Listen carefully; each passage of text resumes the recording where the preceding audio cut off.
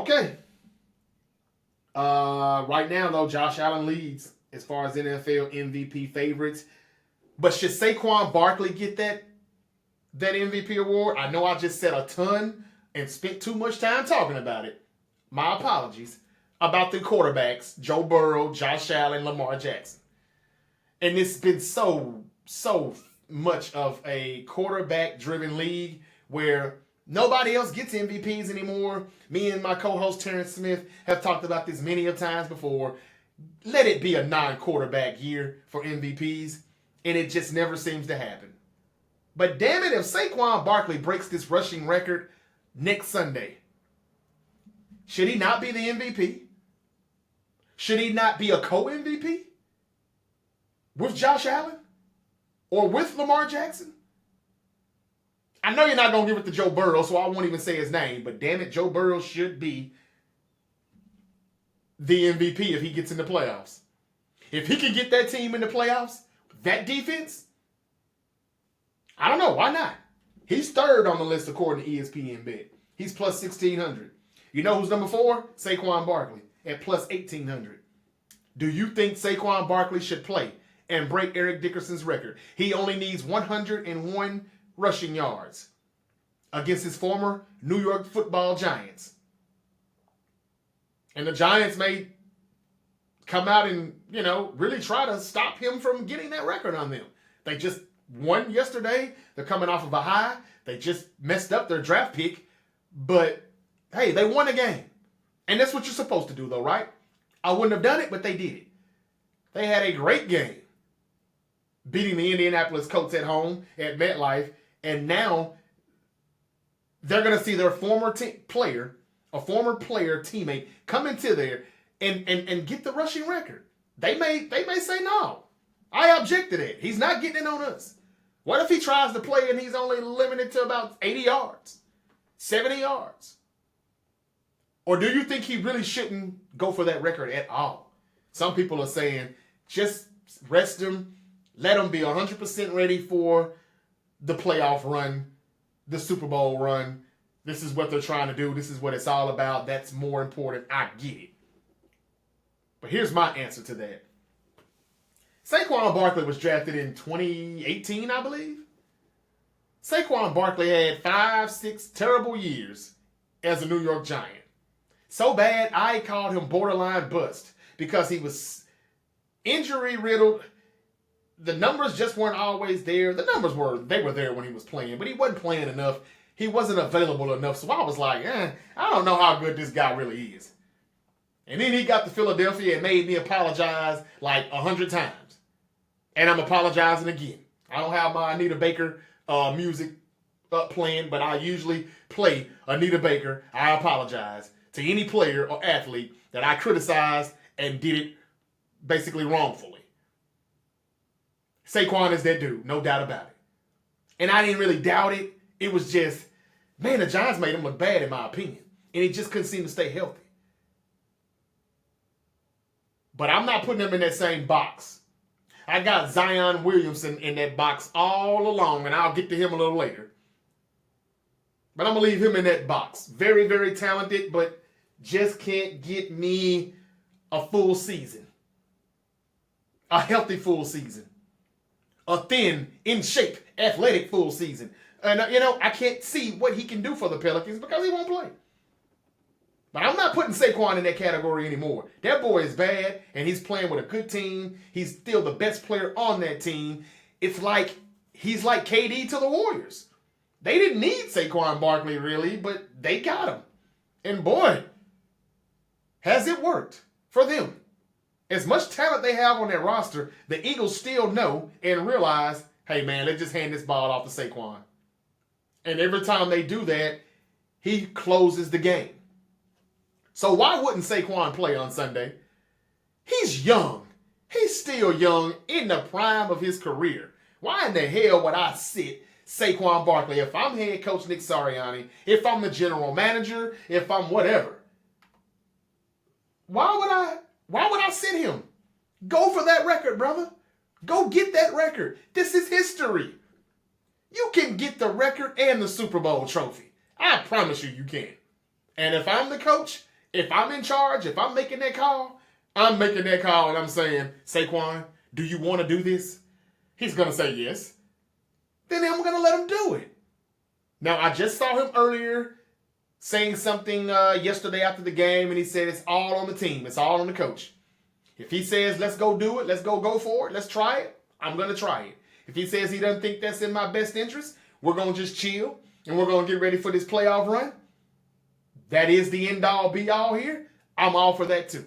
And he said that I'm not saying that just because a camera is in front of me.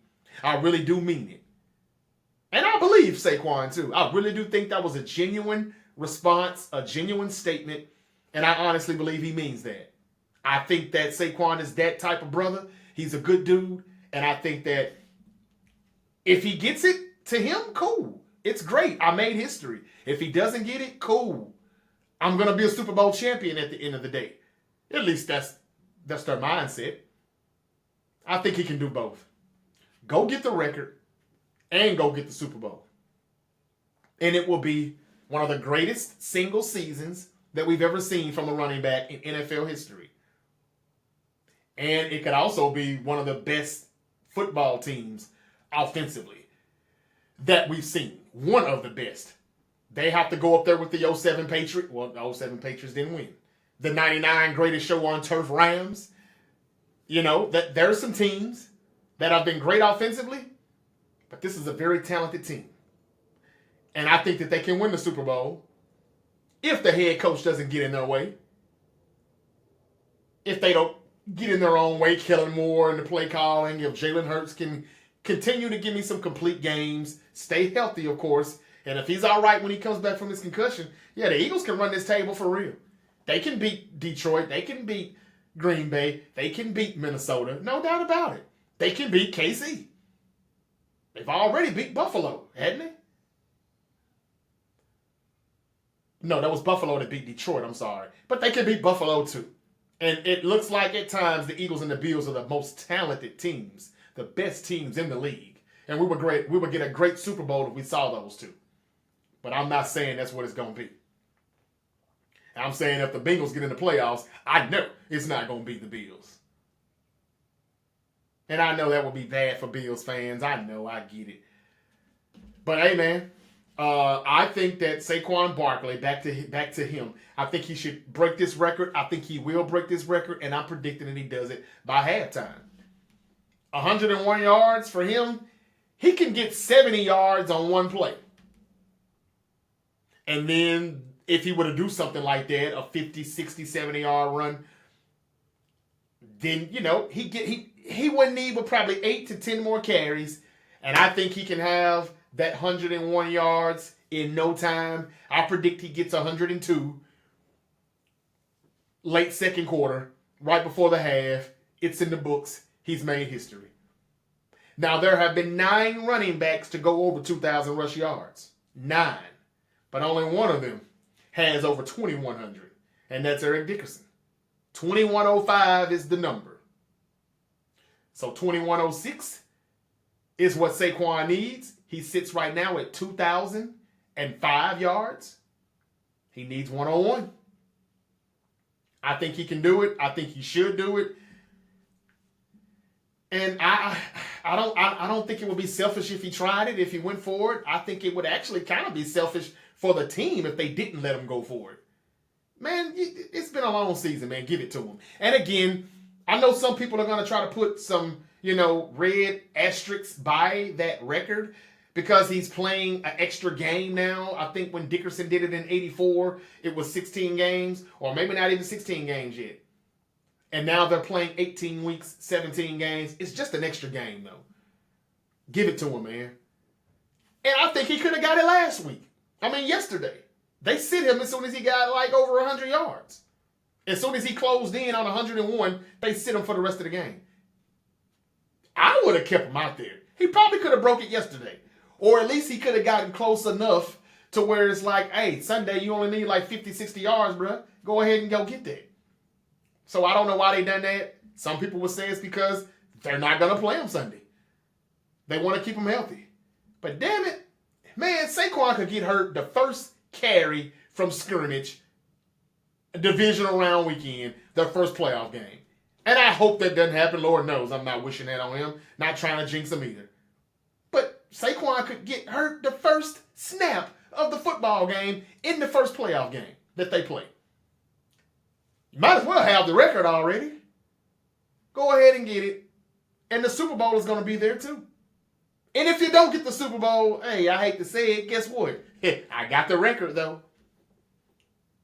And I don't know what contract he signed with them. I think it was just 1 year. I'm not sure. But that boy got to get paid. Because he ain't getting paid what he should get paid. After a season like this, I'm sure Philly is going to be figuring out a way to extend him or give him some type of raise. But that's my take on Saquon Barkley. For all the people that saying he should sit, I think you're just hating. Let that man get that record. And this is coming from someone who called him borderline bust. I think the Eagles are a good team. I have had a lot of good episodes on here with one of our co-hosts, Nick Ely, who it doesn't appear like he's with us anymore. I hadn't talked to him since Thanksgiving. I hope everything is going all right with him. But the show must go on, and it will, of course. But I would have a lot of good episodes with him debating on how the Eagles are just not going to win the whole thing again, ever again. But, man, I could be wrong. I've been right about them. Last year, Super Bowl hangover, got it right. They start to fall off a cliff toward the second half of the year. But now they're back. Hopefully my Niners can do the same thing next year. But I knew we were going to have a Super Bowl hangover too, as I predicted. Back in late August, and we did that. I actually set it out the Super Bowl in February. So this is why you should listen to me here at the Great Debate Show, because I'm pretty credible. I get a lot of these things right. Not to toot my own horn. Okay, keeping it moving though. Don't let the Bengals in the playoffs. If you're the Chiefs, don't do it. But I would love to see them in there. It would be a great, great, great playoff picture in the AFC. And it would really, really raise the favorites. Joe Burrow could really become a more favorite MVP candidate if they were to get in.